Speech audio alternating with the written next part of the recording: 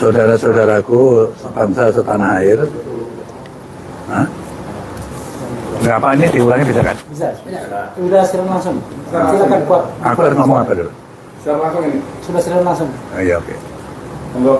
Oke, assalamualaikum warahmatullahi wabarakatuh. Waalaikumsalam warahmatullahi wabarakatuh. Saudara-saudara sekalian, juga saudara seperjuangan setanah air. Kami dari Forum FKP3, Forum Komunikasi Purnawirawan untuk Persatuan dan Pembaharuan. Ya. Terdiri dari ratusan orang, tetapi perwira tingginya kurang lebih hampir 200 orang. Pada hari ini kita konsolidasi di rumah kediaman saya, ya. Lebih tepat lagi di Museum Bang Yos, ya. Untuk menyikapi situasi dan perkembangan terakhir di tanah air, khususnya pasca pemilu tanggal 14 Februari 2024. Ya.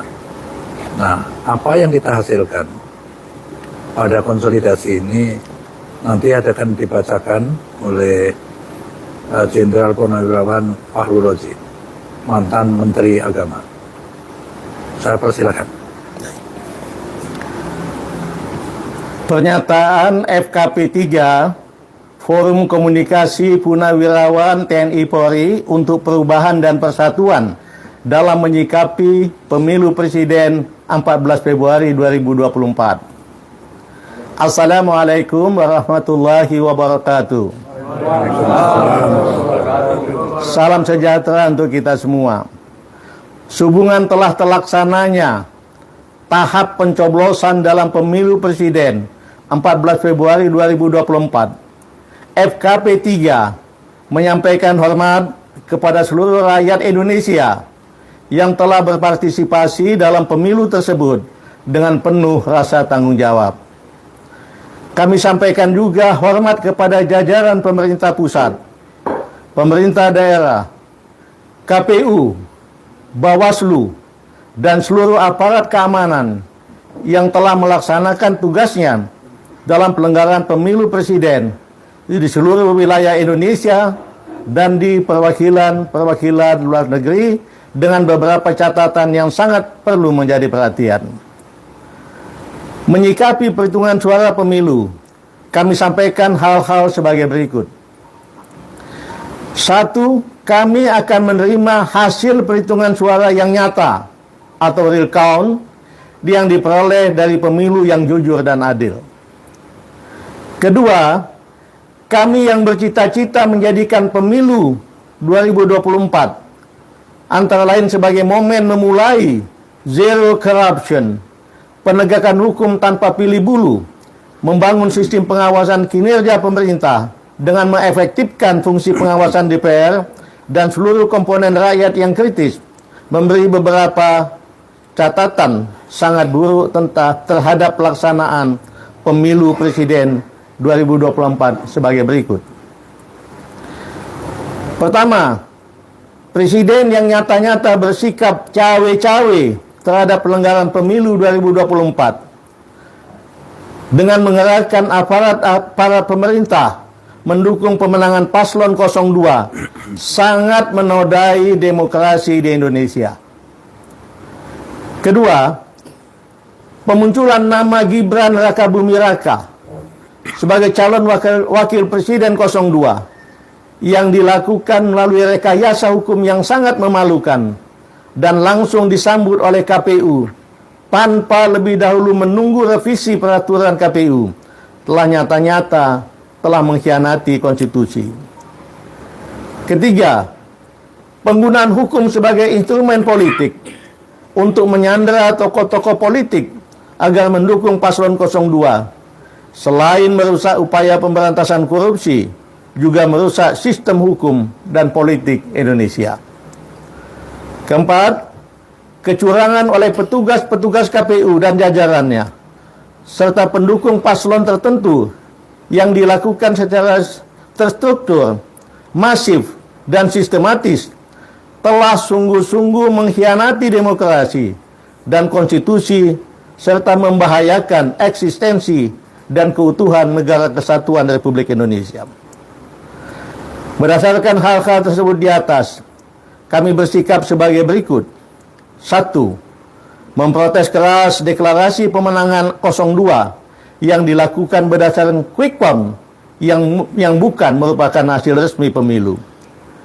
Kedua, mendesak kepada yang berwenang untuk mendiskualifikasi Prabowo Gibran sebagai paslon 02 pada Pilpres 2024. Kemudian untuk menjadi pelajaran bagi semua pejabat negara, kami mendesak Presiden Joko Widodo dan semua pejabat yang telah merusak demokrasi dan hukum Indonesia secepatnya mundur atau dimajulkan. Semoga Allah Subhanahu wa Ta'ala, Tuhan Yang Maha Esa, meridhoi niat baik kita bersama untuk membangun Indonesia sesuai cita-cita yang tercantum di dalam pembukaan Undang-Undang Dasar tahun 45. Assalamualaikum warahmatullahi wabarakatuh. Jakarta, Museum Bang Yos, tanggal 17 Februari 2014. Terima kasih. Bisa mengajukan pertanyaan sedikit Pak Jenderal? Ya, silakan. Yang hadir siapa aja dalam rapat ini? Sebetulnya anggota FKP 3 ini ada lebih kurang, jenderalnya ada lebih kurang 200 orang. Tapi pada kesempatan ini hadir 40 dari bermacam-macam kesatuan asal. Umumnya dari dari TNI Angkatan Darat, TNI AL, TNI AU dan kepolisian. Alhamdulillah 40-an orang itu ada di sini pada saat ini. Oke, rapatnya dimulai dari jam berapa tadi sampai menghasilkan kesimpulan ini? Mungkin Pak Jos bisa Kita mulai jam 10 ya. Ya seperti biasa, alhamdulillah mantan-mantan militer jadi bisa tepat waktu tadi datang. Terus kita break untuk sholat zuhur sama makan siang. Terus kita lanjutkan lagi sampai jam sekarang ini. Jam berapa ini? Jam 16. Jam 16. Jadi kira-kira 6 jam lah. Kita berdiskusi. Ya. Kita juga mencari narasumber yang kompeten gitu sehingga deklarasi itu hasilnya seperti ini. Telah kita rumuskan. Bang Yos, ada dua atau mungkin Pak Jenderal Farul ada dua poin yang sangat strong, yaitu diskualifikasi terhadap Prabowo Gibran, dan yang kedua adalah atau mundur atau dimaksudkan Presiden Jokowi. Ya. Landasan berpikirnya gimana? Ya, sebagaimana yang tadi kami sampaikan, cawe-cawe Bapak Jokowi ini sudah menyalahi konstitusi dan sangat berbahaya bagi bangsa ini ke depan. Oleh sebab itu, harus kita minta beliau mundur atau kalau tidak dimajulkan. Karena kalau tidak, ini akan menjadi suatu presiden yang sangat tidak baik buat bangsa ini ke depan. Itu yang utamanya. Ya, soal diskualifikasi. Nah, diskualifikasi paslon 02, kita lihat sengaja bahwa beliau ini selain telah di kecurangan banyak, beliau berdua ini pasangan ini sangat menikmati dari kecurangan itu dan melakukan selebrasi kemenangan berdasarkan quick count, dan itu sangat merusak pemikiran penalaran dari rakyat banyak, seolah-olah itu sebagai sebuah hal yang resmi formal, padahal itu hanya berupa quick count. Tapi kalau bisa kenan mungkin ada salah satu teman juga yang mendampingi saya, Irjen Polisi Anas Yusuf, untuk bisa memberi tambahan sedikit. Ya, Terima kasih. Ininya dikasih ke Pak Anas. Nah, satu. Nah, dari mana? Satu lagi. Cukup ya? Satu lagi. Oh, satu lagi. Maaf, makasih. Oke, ya. Mungkin dari saya bahwa kita tahu tentang tadi kenapa harus didiskualifikasi.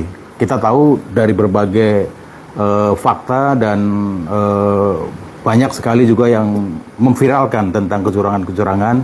Tentunya ini juga merupakan argumentasi kita untuk bisa diskualifikasi, termasuk pendaftaran pada saat Capres dan Cawapres 02 mendaftarkan, padahal waktu itu belum diputuskan tentang PKPU umur yang menjadi syarat menjadi wakil calon presiden. Mungkin salah satu itu. Saya dikit Pak